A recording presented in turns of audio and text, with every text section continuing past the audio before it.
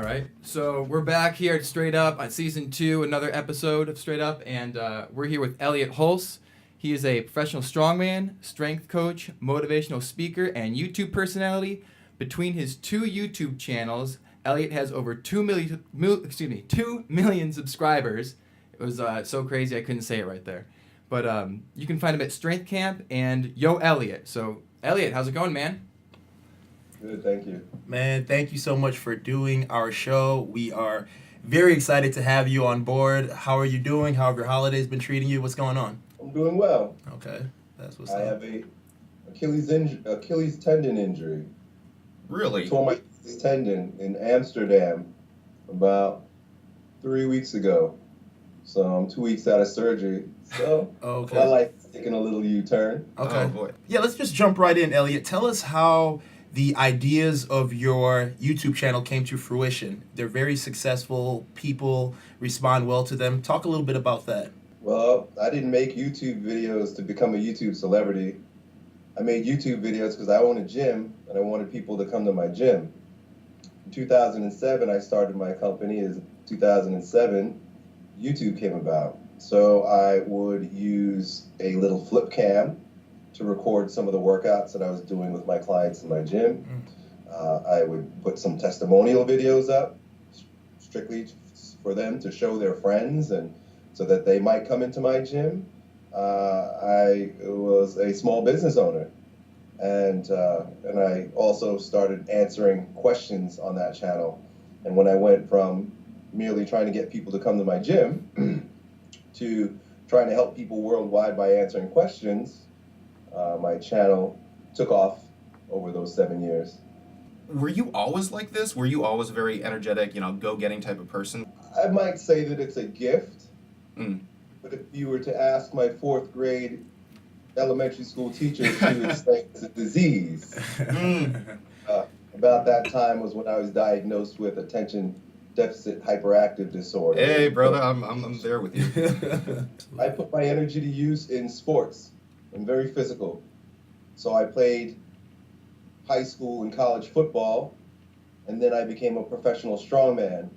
So having a lot of energy in my body, I decided to use it. And Yeah. I was an All-American football player, and I was a professional strongman. Mm. We've got close to 500 million people who have seen your videos. You inspire a lot of people, but tell our viewers who inspires you personally to be the best version of yourself. Well, at different stages of my development in my life, different people, different ideas inspired me. So, rather than going through the entire list of all those who have inspired me, beginning with my uncle when I was 4 years old, who taught me how to do push-ups and sit-ups in the basement, maybe I'll talk about what inspires me today. Stage in my life, my purpose means more than anything. A big part of my purpose is to, as my mission is to become the strongest version of myself and empower others.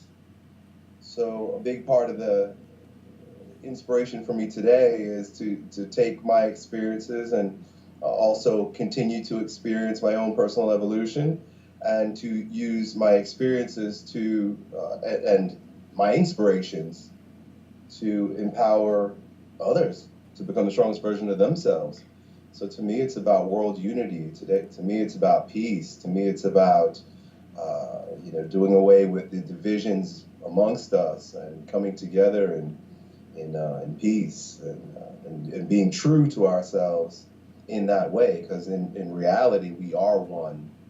So anything that I could do to help break down the walls that people have between themselves and their strongest selves, all right, all those internal walls, and the walls between ourselves and other people is what I want to. That's what's up. Yeah, and I mean, obviously that's a process, right? And it takes a lifetime to try and get there. Where do you feel like you are in that process? Because Well, yeah, you're right. I had to come to grips with what I actually had done. I had no clue what I had done when I made all those videos. I was making videos because I'm a gym owner. People come to my Makes gym. sense, yeah. I want them to buy my products. Yeah. And so when I was making those videos, I was in a way detached from what my true purpose was.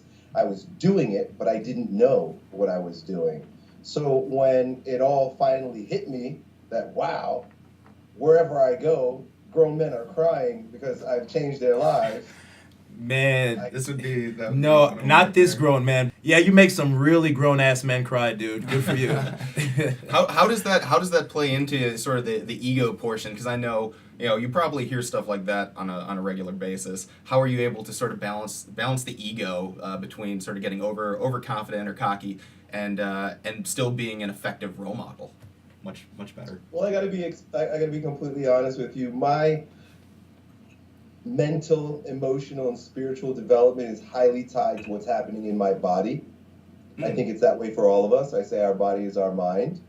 And I have been humbled time and again by injuries. Okay. So I was a professional athlete. I was a pro football player. Yeah. I shined on the world stage by riding the YouTube wave when it came out. And now millions of people know me. So sometimes I think there are people who are emotionally mature enough or just have the predisposition to have a level of humility that keeps them balanced, right? Absolutely. That hasn't been my experience. That's not me.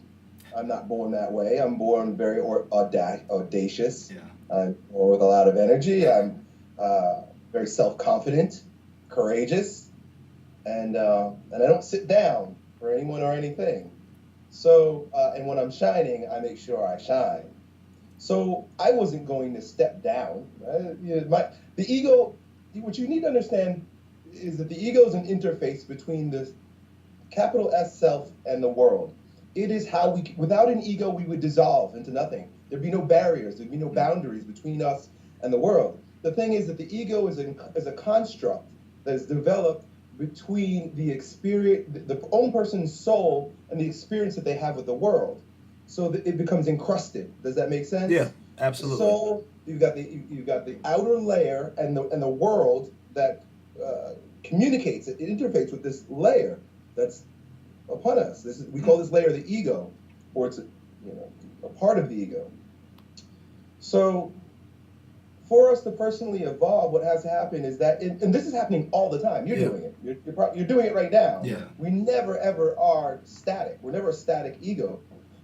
What happens is over time, based on our experiences, our soul's purpose, like what it is that we're put here to do, the ego is asked to dissolve. Physiologically, when you go from being a teenager to being a young adult, or you go from a child to being a teenager, your ego, who you are, who you think you are, the way you interface with the world has to dissolve. You have to die. You literally have to die to yourself so that you could be reborn as a new, more resourceful version of yourself. I call this becoming a stronger version of yourself. Yeah. So this doesn't stop when you leave high school. It doesn't stop when you leave college. It doesn't stop when you get your first job. It doesn't stop when you get your first child. It doesn't stop when you get married. It doesn't stop when you get a career. You see where I'm going? Yeah, no, I got you. That's constantly happening. That's supposed to happen. Yeah, absolutely. Yeah. And that's like one of the challenges though, right? Is that people are so resistant to change that when you're asking them to sort of be reborn over and over again, that sounds exhausting to a lot of people. That sounds like something that's... You will die either way. Yeah. That's well said. Well said. You will die either way. Yo, Elliott quotes. Resist it. Because it's not even the being reborn that people resist. Because being reborn that's kind of the fun part. Because you get to figure out your new things, your new ways, new ideas. The part that people resist is the death of the ego.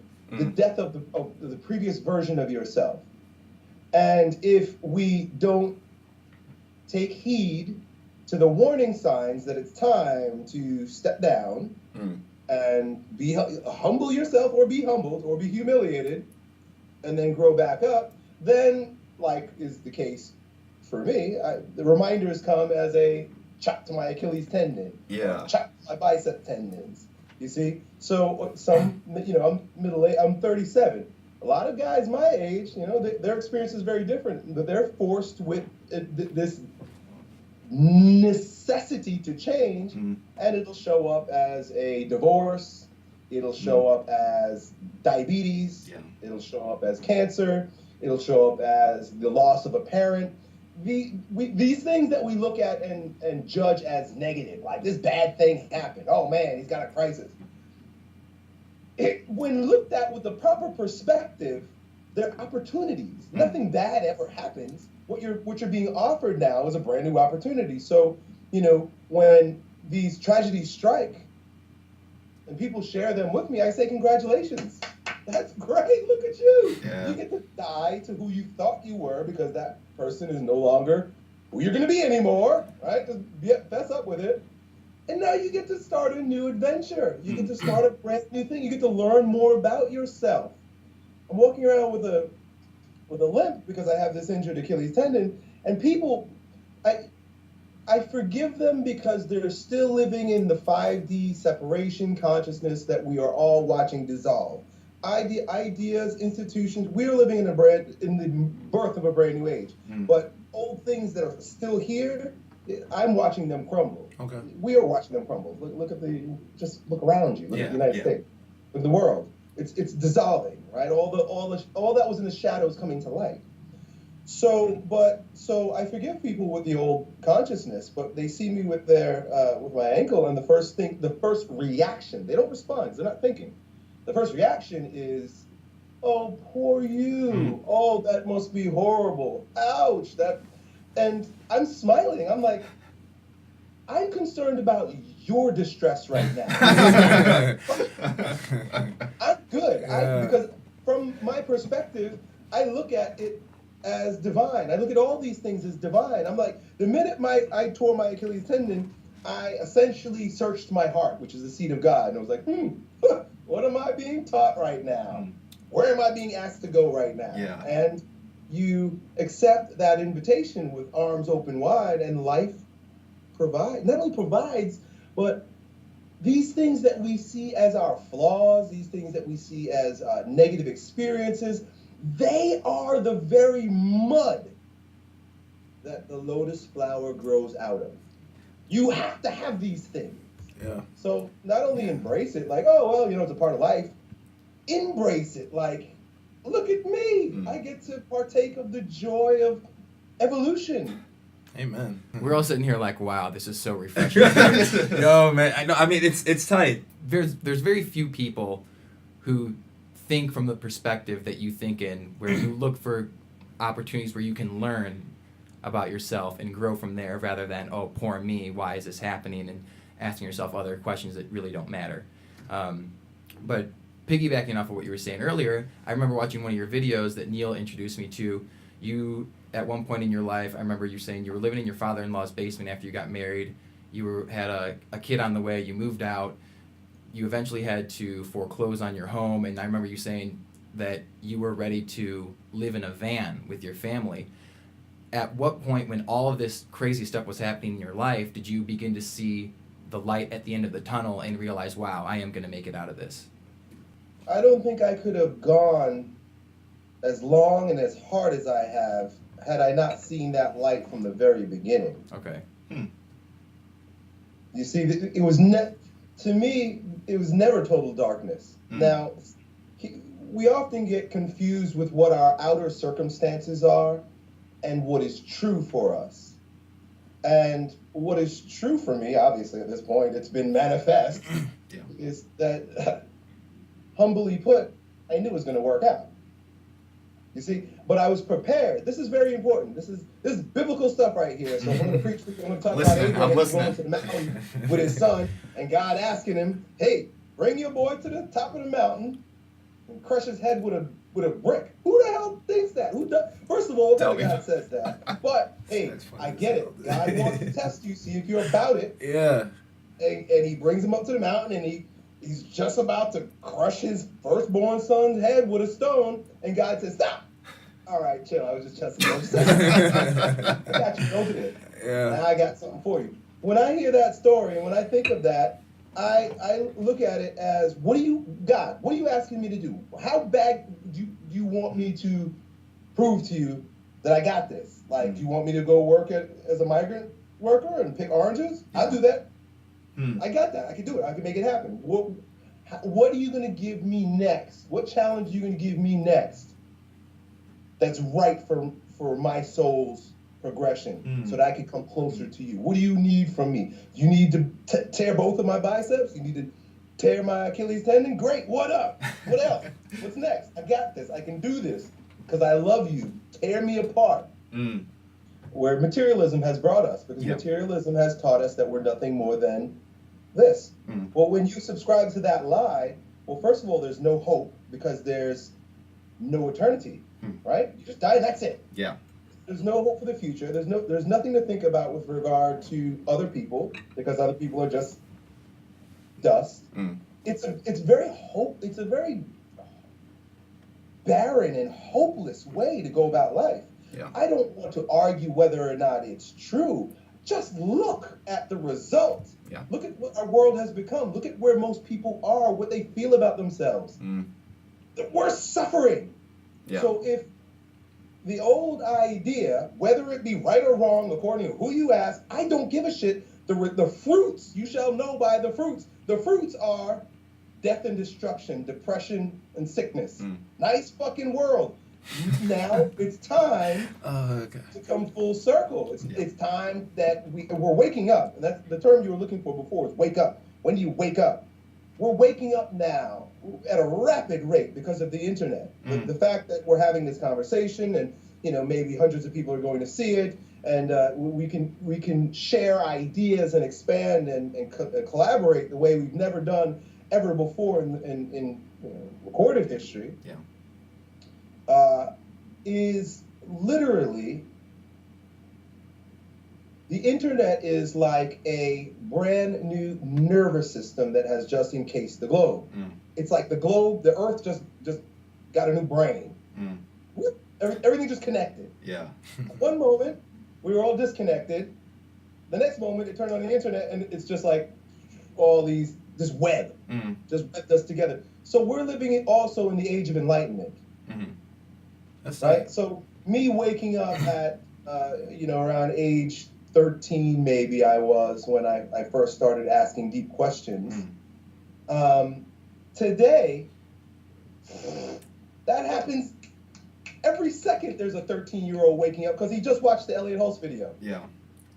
Right? You get where I'm going? Yeah. I've got you. So I have to do this for my dear friend Mel Glenn. He's going to be watching this interview for sure once it's all edited up.